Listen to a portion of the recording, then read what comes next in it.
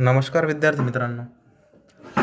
आज आपण इयत्ता 5वीच्या गणित म्हणजेच मॅथ या सब्जेक्टबद्दल त्याची ज्या काही प्रश्नपत्रिका असेल तुम्हाला ती आदर्श प्रश्नपत्रिका कशी असू शकते याबद्दल बघणार आहोत. आपण या ठिकाणी सेमी मॅथ स्टँडर्ड 5th या विषयाच्या बद्दल बघणार आहोत.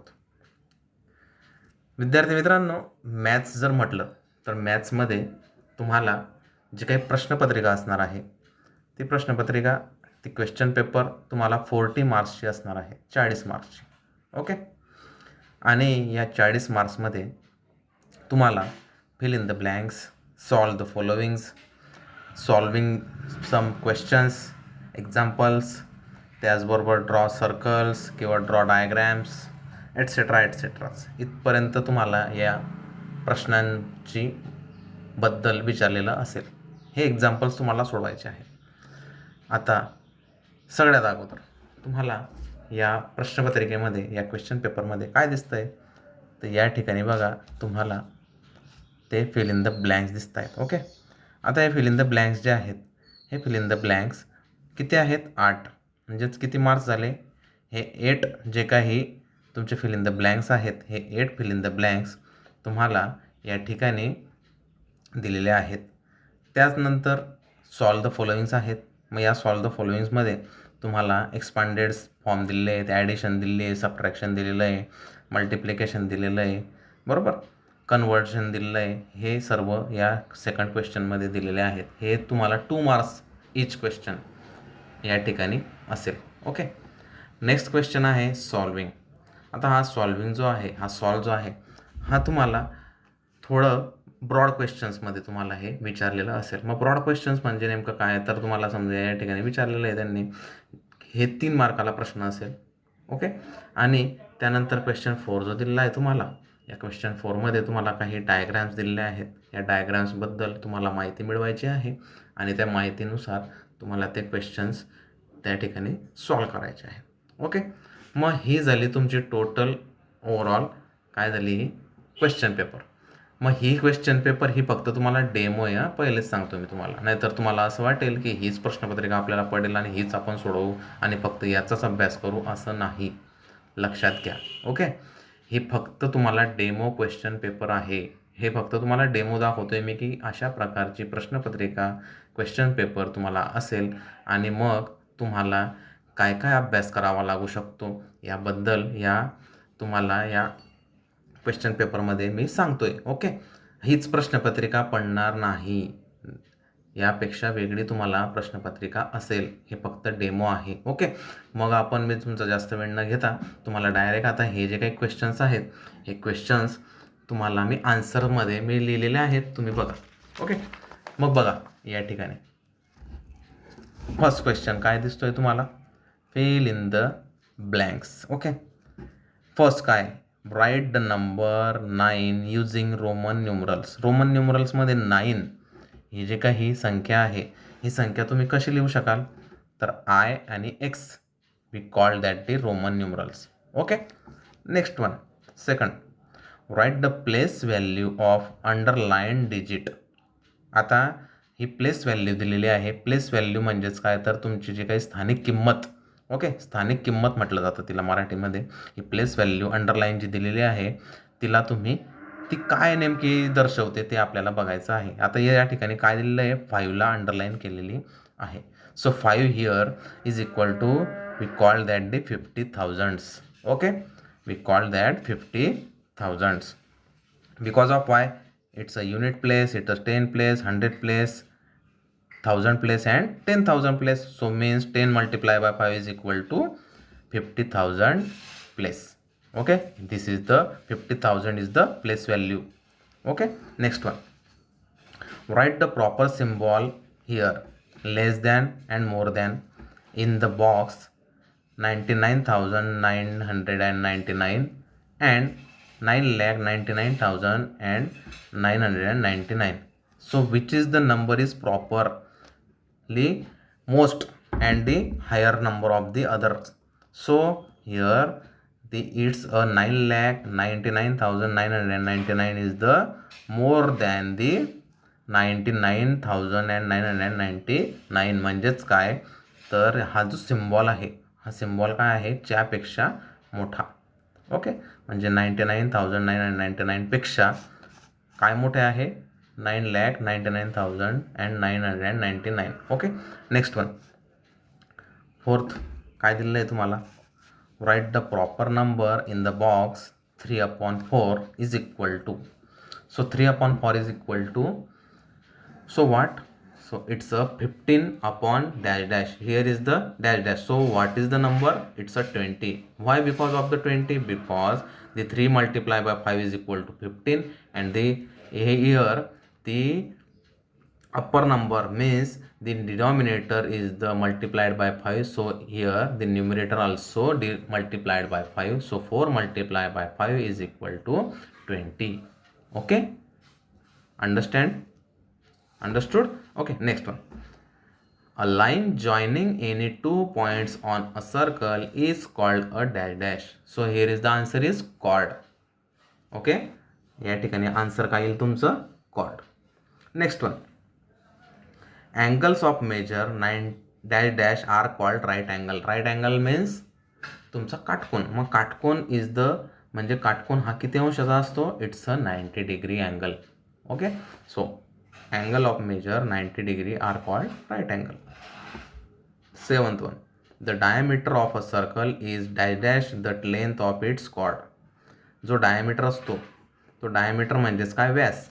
सो व्यास हा त्या सर्कलमधला त्या कॉर्डच्या किती पट असतो, दुप्पट, ट्वाइस. इट्स अ ट्वाइस, 2 पट. Fraction having equal values are called dash dash fraction. It's a equivalent fraction. So next question, second question. Okay, so second question is, solve the following any 6. Write the number in expanded form. So expanded form मध्ये 8,35,099. Okay, so here expanded form is, so it's a unit place, 10 place, 100 place, 10,000 place, 10,000 place, and lakh place. So here is the lakh place, so 8 lakh plus 3, here is the 3 is the 30,000, 5 is the 5,000, 990 plus 9, it's on a expanded form. Next one, addition. Here is the addition, 3,17,529, 8,04,613, it's an addition. So addition, you understand that, you understood. Okay, next one, subtraction. Subtraction means तर वजाबाकी. वजाबाकीमध्ये 8,57,513 minus 4,82,256 minus करायचं, तुम्हाला येतच. सोप्या value आहेत, सोपं आहे. फक्त लक्षपूर्वक जर सोडवलं तर इझिली तुम्हाला येईल. तुम्हाला ॲडिशन पण येते, सबट्रॅक्शन पण येतं, आणि it's a multiplication. Multiply 827 multiplied bye 26. So हे तुम्ही मल्टिप्लिकेशन केलं. मल्टिप्लिकेशन करत असताना 26चा जर तुम्हाला टेबल येत असेल तर it's a good thing. But if you are know that, so मग तर काय करायचं, 6 मल्टिप्लाय करायचं, नंतर 2 मल्टिप्लाय करायचं, it's and answer. Next one, addition दिलेलं आहे तुम्हाला या ठिकाणी दिसतंय. हे ॲडिशन जे आहे हे काय आहे, डिनॉमिनेटर आणि न्यूमरेटर हे असतात. डिनॉमिनेटर म्हणजे अंश, न्यूमरेटर म्हणजे काय तर छेद. मग ह्यांची काय आहे, या ठिकाणी ॲडिशन आहे. सो न्यूमरेटर अँड डिनॉमिनेटर सार जे काही असतात ते सेम आहेत. 5 is the same, 1 + 3 is equal to 4/5. Here is the answer. त्यानंतर 6th क्वेश्चन दिलेला आहे तुम्हाला याच्यामध्ये. मग हा 6th क्वेश्चन काय आहे, सबट्रॅक्शन आहे. 4/7 - 2/7 is equal to 4 - 2/7 is equal to 6/7. हे सगळं तुम्हाला या ठिकाणी दिलं आहे. कन्वर्जन दिलं आहे इनटू फ्रॅक्शन्स. हे फ्रॅक्शन्सचं कन्वर्जन तुम्ही काढलेलंच आहे. त्याच्यानंतर हे सॉल्विंग आहेत. हे काही तुमचे ब्रॉड क्वेश्चन्स आहेत. ओके, मग शाब्दिक उदाहरणं म्हटलं जातं यांना मराठीमध्ये. ओके, मग हे शाब्दिक उदाहरणं जे आहेत हे सोडवताना, how many hours will it take travel 336 kilometre at a speed of 48 kilometre per hour. 48च्या स्पीडने जर एखादी गाडी चालत असेल तर तिला 336 किलोमीटर जायला किती तास लागतील ट्रॅव्हल. तर इझी आहे. काय करायचं तुम्ही, तर त्याला डिवायडेशन करायचं. Okay, 48 divided by 336 it's the 7. So तुम्हाला 48 किलोमीटर पर आवरने जायला 336 किलोमीटर किती लागतील वेळ? 7 आवर्स लागतील. Okay, it's a simple thing. Next one, mother gave 3/8 of 1 guava to Meena and 2/8 of guava to Geeta. What part of the guava did she gave them together. दोघांना त्यांनी किती किती दिले? मग याचा अंदाज जर काढला, 8 जे काही आहेत ते तुमचे सेम आहे, denominators are same. So here the 3+2 is equal upon 8 is equal to 5/8. Here is the answer. सोपे उदाहरणं आहेत, सोडवाल तेव्हाच समजेल. इझिली असतात, तुम्ही फक्त प्रयत्न केला पाहिजे. आता नेक्स्ट वन आहे तुम्हाला या ठिकाणी, draw an angle of 60 degree and give name it. 60 डिग्रीचा अँगल दिलेला आहे आणि त्याचं काय करायचं आहे, तुम्हाला त्याला नावं द्यायचे आहेत. 60 डिग्रीचा अँगल काढत असताना एक गोष्ट लक्षात ठेवायची कधी पण. काय लक्षात ठेवणार? तर सगळ्यात अगोदर तुम्हाला जी काही तुम्ही डायग्रॅम काढत असाल, ती डायग्रॅम काढत असताना नेहमी फक्त एकचदा रेषा काढायची. Only one time. Again and again it's not a draw. Okay, म्हणजे परत परत गिरवायचं नाही, फक्त एक वेळेस काढायची. सिंगल टाईम पॉईंट्स दिले. ओके, फक्त. आणि एक गोष्ट लक्षात ठेवायची, नेहमी पेन्सिलनेच तुम्ही डायग्रॅम काढली पाहिजे, पेनाने काढायची नाही, त्याला मार्क दिले जात नाहीत. लक्षात घ्या, पेन्सिलनेच डायग्रॅम काढायची. तिला नावं द्यायची असतील तुम्हाला, ते पण सगळे पेन्सिलनेच द्यायचे, पेनाने द्यायचं नाही. पेनाचा वापर करायचा नाही डायग्रॅम काढताना, लक्षात ठेवा. ओके, 4th क्वेश्चन दिला होता, write the name of the angle and vertex of the angle. Vertex काढला, नेम दिले, PIPQR नाव दिलं. Okay, next one, B, draw a circle of radius 4 centimetre and show 1 diameter 1 radius and 1 chord. एक तुम्ही circle काढला, दिसतोय तुम्हाला या ठिकाणी सर्कल. ओके, या सर्कलमध्ये काय काढायला सांगितले त्यांनी? डायमीटर काढायला सांगितले. डायमीटर म्हणजेच काय, तर त्याचा काय असतो? तो व्यास असतो. ओके, मग या ठिकाणी काढल्यानंतर हा व्यास काढला, हा त्रिज्येच्या काय असतो? दुप्पट असतो, म्हणजेच कॉर्डच्या दुप्पट असतो. मग रेडियसच्या दुप्पट झाला, हे कॉर्ड काढली, रेडियस काढले, रेडियसच्या दुप्पट डायमीटर आला. ओके, कॉर्ड आली, संपलं. Next one, C, in the figure right. ही फिगर दिलेली होती तुम्हाला, हे काय आहे, तुम्हाला डायग्राम दिलेली आहे, याच्यामध्ये काही पॉईंट्स आहेत. मग हे पॉईंट्स इंटेरियर, एक्सटेरियर हे आणि पॉईंट्स ऑन द सर्कल अशा प्रकारे तुम्हाला दिलेले आहे. इंटेरियर म्हणजे काय? आतले. ओके, एक्सटेरियर म्हणजे काय? बाहेरचे पॉईंट्स. आणि points on the circle, on the म्हणजे च्यावर असणारे, म्हणजे ह्या पॉईंट्स जे काही आय दिसतोय तुम्हाला, H दिसतोय, G दिसतोय, हे काय आहे? त्या पॉईंट्सवरचे आहे. नेक्स्ट वन डी आहे. डीमध्ये काय दिसतंय तुम्हाला? Observe the figure and identify the types of angle. अँगलचे टाईप्स सांगायचे. हा ॲक्यूट आहे आणि हा ऑप्ट्यूज आहे. ठीक आहे, सोपं आहे. Acute angle, obtuse angle. Acute म्हणजेच काय? 90 डिग्रीच्या छोटा, म्हणजेच काय म्हणतो आपण त्याला? लघुकोन म्हणतो. आणि ऑप्ट्यूज म्हणजे काय? तर त्याला तुम्ही काय म्हणतात? विशालकोन म्हटलं जातं. ओके, सोपं आहे. अशा प्रकारची प्रश्नपत्रिका सोडवायची आपल्याला. ओके, मग आता तुम्हाला एक गोष्ट सांगतो मी. ही झाली तुमची प्रश्नपत्रिका. जेव्हा तुम्ही उत्तरं जेव्हा तुम्ही लिहिणार आहात, त्यावेळेस तुम्हाला काय करायचं आहे? तर सगळ्यात अगोदर मी 5वीच्या विद्यार्थ्यांना सांगू इच्छितो की या ठिकाणी मी ही वेगळ्या एका पानावर सोडवलेली होती.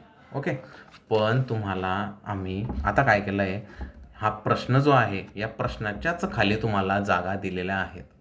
प्रश्न आणि त्याच्या खाली जागा, उत्तराला जागा. सो ओके, मग प्रश्न जागा, प्रश्न उत्तराला जागा, त्याच्यामुळे तुम्हाला सेपरेट पेज लावायचं काम नाही. कधीही सोडवत असताना शांत डोकं ठेवायचं. आपल्या पालकांना जवळ घेऊनच आपल्याला प्रश्नपत्रिका, उत्तरपत्रिका सोडवायची आहे. टायमिंग लावायचा आहे 2 तासांचा. ओके, याला टायमिंग आहे 2 आवर्स. 40 मार्कांना किती टायमिंग आहे? 2 आवर्स. 2 तासांचं टाईममध्ये तुम्हाला ही पूर्णपणे सोडवायची आहे प्रश्नपत्रिका. हीच नाही, अशाच प्रकारची असणार आहे, फक्त उत्तरांना जागा असेल. आणि एक गोष्ट लक्षात ठेवायची, चिटिंग करायची नाही, कॉपी करायची नाही. ओके, आपल्या आईवडिलांना, भावाला, बहिणीला सोबत बसवायचं, त्यांना विचारायचं नाही, स्वतः सोडवायची. टायमिंग ठेवायचा, टायमिंगमध्येच ती सोडवल्या गेली पाहिजे. तर विद्यार्थी मित्रांनो, अशा प्रकारे तुम्हाला ही जी काही प्रश्नपत्रिका असणार आहे ती सोपी आहे, स्वतः सोडवा, एकदम इझी तुम्हाला जाईल. सेमीचे विद्यार्थी आहेत, तुम्हाला या वर्षापासून मॅथ, सायन्स हे जे काही आहेत ते टोटली तुम्हाला इंग्लिशमधून असणार आहेत. त्यामुळे तुम्ही अभ्यास चांगला केला पाहिजे. तुम्हाला प्रत्येक गोष्टीचे शब्दार्थसुद्धा माहीत पाहिजेत. फ्रॅक्शन्सला काय म्हणतात, सबट्रॅक्टला काय म्हणतात, बरोबर आहे, डायमीटर म्हणजे काय, अँगल म्हणजे काय, हे तुम्हाला समजले पाहिजेत. ओके. अपॉन म्हणजे काय, डिनॉमिनेटर म्हणजे काय, न्यूमरेटर म्हणजे काय, रोमन्स म्हणजे काय, ओके. पॉईंट्स म्हणजे काय, व्हॅल्यू काय असतात, एक्सपांडेड फॉर्म काय असतो, हे सर्व तुम्हाला कळालं पाहिजे. आणि मग हे कळाल्यानंतरच तुम्हाला ते सोडवणं सोपं जाईल. बरेच दिवस झाले तुम्ही घरी आहात, पण घरी याचा अर्थ असा नाही समजायचा की आपण अभ्यास करायचा नाही. नाही, अभ्यास आपण केलाच पाहिजे. त्यामुळे तुम्हाला मी आता या सर्व जी काही तुमची प्रथम सत्र परीक्षा जी आहे त्याच्यासाठी तुम्हाला शुभेच्छा देतो. व्यवस्थित सोडवा, आनंदाने सोडवा, बर्डन घ्यायचं नाही, टेन्शन घ्यायचं नाही, रिलॅक्सली बसायचं, आनंदाने प्रश्नपत्रिका सोडवायची, उत्तरपत्रिका सोडवायची.